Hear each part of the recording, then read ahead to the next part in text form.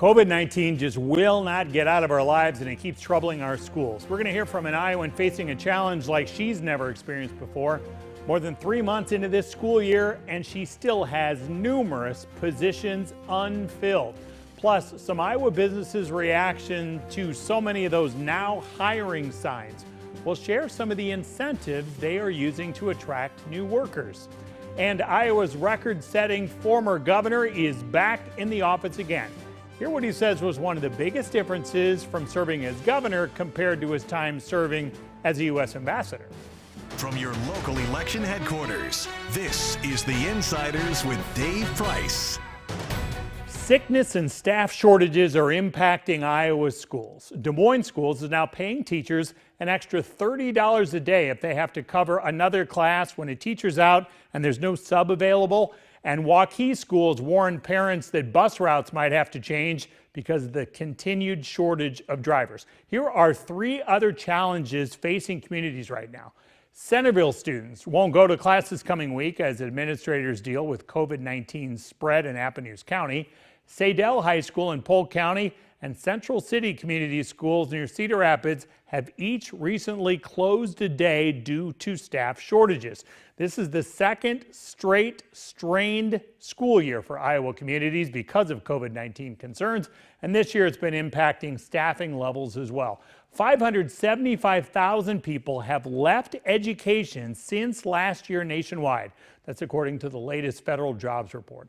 Now, Marshalltown has 28,000 residents, and the stress on its school system has grown since the pandemic struck. I don't think there's any way to sugarcoat that the last few years have been rough. I think everybody's feeling the strain of a worldwide pandemic, staff shortages, health concerns. I think there's no way to sugarcoat that we're all feeling the strain, but we're resilient, especially I think those in education at all levels, not just teachers and the certified staff, but everyone's resilient and we know why we need to be here, but it's been tough. We just saw the Sadell School District actually had to shut down one day because they had so much staff out. How close have you come to that in Marshalltown? Extremely close. I mean, I've been out of the classroom over a decade and I've been in subbing. Our principals, our other administrators are often in substitute teaching, which obviously pulls us away from our other responsibilities. We're all doing what we can, but we've come very close to needing to do the same due to those shortages. And we only have a certain amount of staff who are certified and legally able to be in the classrooms. So it's difficult. We're grateful that we've never gotten to that point, but we've been close. So they're dealing with a shortage of both full-time staff and the reinforcements. Openings remain for both right now. Both are an issue. We have almost 20 vacancies for full-time certified staff, plus other vacancies in support staff as well. And then coupled with that are also the issues with the shortage of substitute teachers as well. So we unfortunately have that bad combination of both. And what was the norm pre-COVID? How many full-time openings would you have this late in the year traditionally? 1, maybe if that. Very, very rare to have more than 1 or 2, let alone almost 20. And what's causing this? Did you have older folks who retired, got out because of COVID? Was it other reasons? What do you think's going on? We didn't see a surge in retirements as one may think with the pandemic, people leaving the profession early. We didn't really see that as much. The main issue is that fewer people are going into the profession. So our universities are seeing a decline in enrollment in teacher education courses and students. And so when you have fewer individuals going into the pool, all the districts are going to be competing with that. And so it's difficult when we don't have as big of pools to pull applicants from. And people are also leaving the profession. We've seen a lot of people, because we do an exit survey and we always ask, why are you leaving us? And we've seen a lot of people simply leaving the profession. And so it's another bad combination of fewer people going into the profession, people leaving the profession, we are just sad to see that more people aren't interested in education because it's such a vital component to the community. As you do those exit interviews, is there a theme that's coming along here, or a couple of themes about the reasons why they're leaving the field? I think stress. I think there are a lot of, when we're speaking of certified staff or our teachers, it's a lot of stress with state and nationwide mandates. A lot of the older individuals feel like some of their liberties have been taken away as far as what they're able to teach.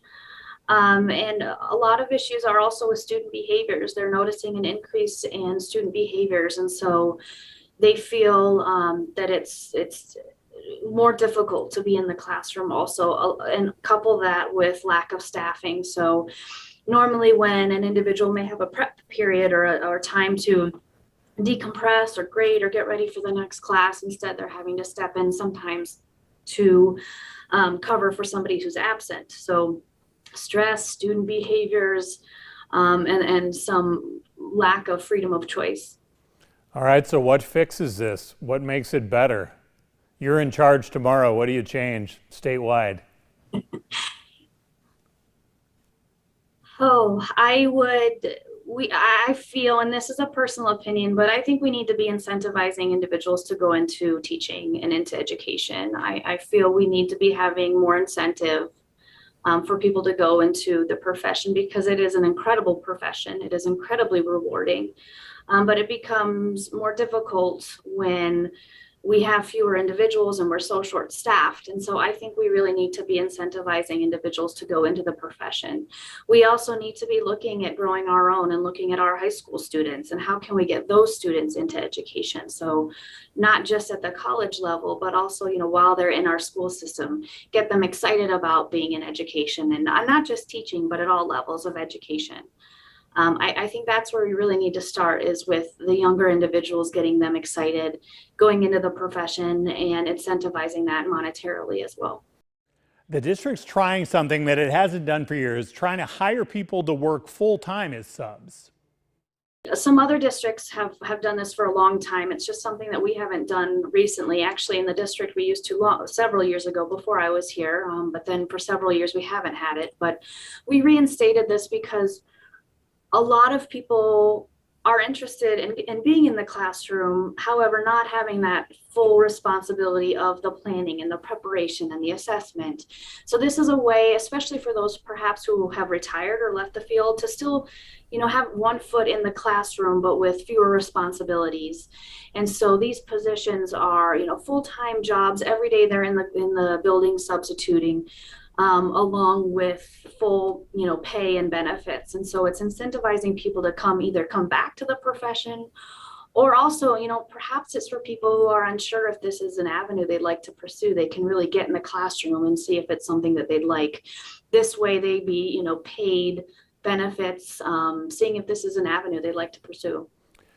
Substitutes are a problem in so many districts right now. What can you say to people to maybe attract them to this concept of going in and substituting every once in a while? It can be kind of an intimidating thing if you've never taught before and you don't know what it would be like. So what do you tell people? It's so fun and it's really rewarding. If you're not, one of our full-time subs and you're just a regular substitute, you get to say what days you want to work, what buildings you want to work. So you have a lot of autonomy in those choices. But it's a great way. I think when you think of a community and what's the foundation of a community, it is the school system. This is an environment where kids are, guaranteed food and love and support, and obtaining that education for whichever path they choose. And you can have a part in that. And I think that's so important for people to realize that without a strong, solid foundation, which we're grateful we have here at Marshalltown, because our staff at all levels is just amazing. But you can be part of that. You can be part of the growth of the children, of writing your own hours, getting your feet wet to see if it's something you'd like to explore. It's a great way to kind of keep in touch with the kids and the staff.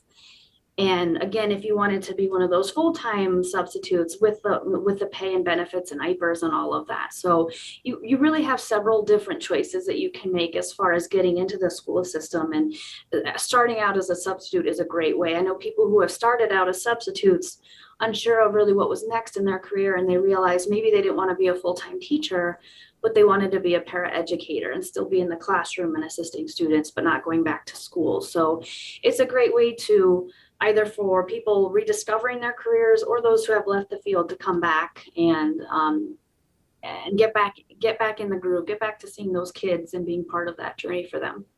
I think the most impressive thing talking to the HR director is we're talking to a woman who has not pulled out her hair, and you don't have a head full of gray hair, so you must be surviving the year one way.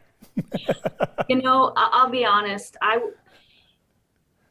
I've always believed that the people you surround yourself with make or break. The job. You can love the work that you do, but if you don't like coming to work because of the environment or the people, you're not going to last long. And through these years, our staff has just been so resilient. And I think really the glue that's holding us all together is each other. We have to be there for each other, or you're exactly right. We'll have no hair and we'll be all stressed, running around wild. So it's really recognizing and appreciating the people here, and that we're all here for the right reasons. And I'm just really proud of our staff because it hasn't been easy. Short-staffed, a worldwide pandemic. It's quite a world in which we're living, but we're here together, and I'm just really proud that we've been resilient. Coming up, the old school classifieds are not enough anymore. See what businesses are adding to those ads.